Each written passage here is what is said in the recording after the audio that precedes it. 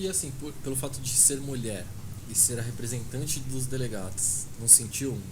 Ótima pergunta. Eu estava falando hoje de manhã em relação a isso.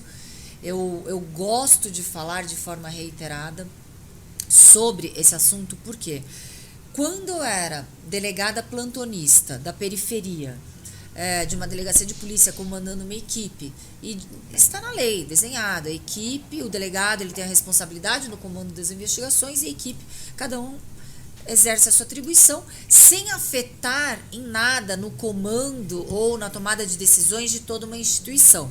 Ali eu não percebi nenhum preconceito, nenhum machismo institucional.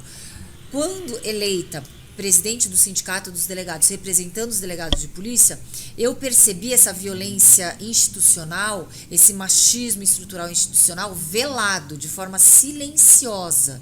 Então, em um primeiro momento, claro, todos tendem a negar que são vítimas, porque nós não somos frágeis. Então, a gente tende a negar alguns atos que estão, sim, ultrapassando fronteiras, abusivos. E quando eu já percebi no meu terceiro mês, quarto mês, e aí eu não vou generalizar, porque se eu fui eleita para representar os delegados e não temos 17% de delegadas de polícia, quem me elegeu? Os homens. Mas eu vou generalizar sim. Todos os que fizeram de uma certa forma um tipo de violência psicológica, um assédio institucional, são boçais. Então, colegas boçais, ninguém está imune de ter colega boçal, colega babaca, colega, né? Eu tenho que maneirar aqui nas minhas palavras. Porque Se o advogado for bom, pode falar. Num podcast. Não, eu falo colegas boçais e colegas babacas. Colegas que são desprovidos de intelecto e de raciocínio sociável, né? De sociabilidade. Chamou e de ali, burro, mas chamou bonito.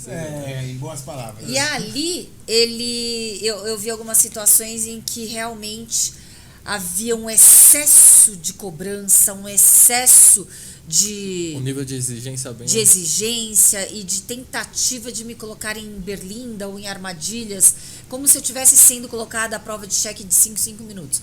Quando eu percebi a forma como eu consegui para sobreviver a esses ataques invisíveis e continuar com a minha jornada e com o meu propósito e com o meu objetivo, foi mudar o polo daquela situação em que, quando eu recebi a agressão voltava. Então, eu consegui perceber, foi a forma, existem N estratégias para você se defender de agressões, mas a minha forma de sobrevivência foi essa, a ponto de eu perceber colegas desestruturados emocionalmente, a ponto de estarem histéricos ali. Eu falei assim, nossa, teve uma situação, eu vou até falar aqui, nem lembro se eu já falei em podcast, eu estava numa mesa enorme, o coleguinha Boçal, inclusive aqui da Zona Leste. Aí o coleguinha Boçal tava ali numa mesa falando, viu, coleguinha Boçal? Tava ali falando, olha, nossa, a Raquel é louca, ela é desequilibrada. Aí eu olhei assim, ele vai saber que é com ele. Falei assim, escuta aqui, primeiro que você não tá falando com a sua mãe, você não tá falando com a sua mulher.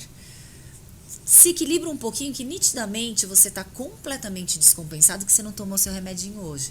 Nossa, esse cara se descontrolou de uma forma que os colegas tiveram que levantar para segurar. Entendeu? Então, assim, essa situação caiu, né? Então é uma situação que, assim, você recebe ataque, e eu falando assim, eu tava suave, né? Olha, você não tá falando com a sua mãe, você não tá falando com a sua esposa, você tomou seu remedinho hoje? Outras pessoas que, de repente, ali nem se afetam tanto, mas a pessoa que toma, eu via que ele era desequilibrado, né? Então acertei que daí eu tirocínio, acertei em mosca, né? Joguei verde e colhi madura. Então, ele sentiu o golpe muito grande. E essa violência psicológica velada com as mulheres são pontos fracos que, de repente, pode ser insignificante para você, mas a pessoa que está sofrendo aquilo começa a se incomodar. Entendeu? Então, eu comecei a inverter, comecei a perceber. Mas é injusto que a mulher tem que ser com esse ímpeto, que eu adoro uma confusão. Eu não adoro confusão, mas eu adoro resolver confusão. Eu não gosto de brigar com ninguém, mas se vão brigar comigo, vai ser bem difícil sair dessa briga. Então, é injusto que mulheres, de repente, assim, sobrevivam e mulheres, de repente, que têm uma outra personalidade, Não suportem, né? normalizem e deixem passar. Então tem uma frase muito filósofa de novo, no nosso livro. Tem uma frase muito legal, inclusive eu organizei um livro, Políticas Públicas e Inovações Legislativas para Mulheres Vítimas de Violência, e eu convidei várias delegadas do Brasil inteiro, tem desembargadora, promotora de justiça, tem advogadas, a Ana faz parte, tem uma médica legista, e lá no comecinho do livro eu coloco uma frase de uma escritora negra norte-americana que é bem bacana. Toda vez que uma mulher se defende, sem ao menos ter ideia que aquilo é possível, ela está defendendo todas as mulheres. Então eu acredito isso. Eu acho que é obrigação nossa não deixar passar. Não deixar passar por todas as mulheres que já morreram, que já foram crucificadas, que já foram taxadas de bruxas e queimadas vivas, para aquelas que fizeram revoluções, né, manifestações. Então eu acho que isso é muito pequeno perto daquelas que desbravaram situações e que hoje eu estou aqui sentada como delegada de polícia, você como advogada, porque antes o espaço público não foi desenhado para mulheres. Sim. Não, e a gente sofre preconceito, né? Até de clientes. Lembra que eu te contei um caso? Sim. Eu fiz uma publi, então eu fui num evento de uma marca, que eu não vou falar marca, mas é uma marca classe AA, entendeu? E postei uma foto. Nisso, o ex-marido da cliente falou assim, é esse o tipo de advogada que você quer contratar? Só que ele tinha feito uma reunião comigo naquele dia. Então, ele sabia de todo o meu conhecimento jurídico. Ele já me seguia em redes sociais, então ele sabia do meu currículo, de quantos livros eu já escrevi, de tudo. Mas ele usou desse fato para quê? Para me diminuir e manipular essa outra mulher, né? Que é o que a gente chama de gaslighting, que a pessoa vai usando determinados fatos como ela quer. Para quê? Para não me contratar. Não, mas Entendeu? Pra explica que contratar gaslight. o Vamos homem. fazer o contraponto ao Red Bull. Red Pill. Red Bull. Gaslighting é você omitir. Acho que é Red Bull. Gaslighting é você. Chama esse Red Olha, Bull pra até conversar caiu com o ele. microfone. A gente vai marcar um debate.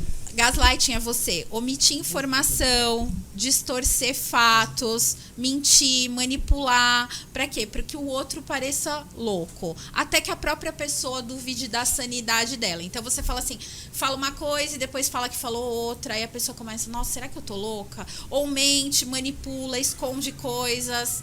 Então, assim, vai parecendo, por exemplo, um cara que a gente tava falando de curtida. O cara vai lá, curte fotos de todas as mulheres, manda 1000 directs para 1 milhão de mulheres. Aí a mulher pega um negócio desse, tem ciúmes e tem uma crise, surta. Você viu? Ela é louca. Mas ela é uma louca motivada, entendeu? Então, a pessoa manipula coisas para que o outro pareça louco. Até que a própria pessoa fala, putz, eu acho que eu tô louca mesmo. Realmente, eu surtei. Não é que ele tem razão. Existe o contrário? Existe, Óbvio que existe. Existe mulher manipuladora? Óbvio que existe. Mulher criminosa? Claro que sim. Sim. Mas a gente sabe que as estatísticas, e vivenciando, quem tende a ser vítima são mulheres e quem tende a ser agressor e manipulador são os homens. Mas o contrário existe? Existe sim. E ali é muito mais perverso, porque manipula real. A mulher manipula real o homem. O pior caso de violência... O meu capítulo no livro da Raquel é sobre violência psicológica, a silenciosa violência psicológica, porque ela começa muito tênue, ela começa com cara de amor, de cuidado, só que aí a pessoa vai te podando, te colocando dentro de uma bolha para que depois ela consiga, aos poucos, te controlar e te manipular até que chega na humilhação, na violência física, né? Mas quando é o homem, as mulheres já ficam mais de olho. Agora, quando é a mulher... Eu já peguei caso de cara que estava sofrendo violência psicológica no escritório e num divórcio. Era assim, ela conseguia manipular totalmente. Então era aquela pessoa que ia no escritório, hoje eu quero me divorciar. Ah, voltamos. Aí voltava no mês seguinte. Aí voltamos. E assim, perverso, e a né? mulher traindo direto e o cara toda vez achava que ela ia mudar. Entendeu? Então... Eu não tinha reparado nisso, mas depois que você falou, eu vi que como é forte também quando muito acontece mais até. o contrário.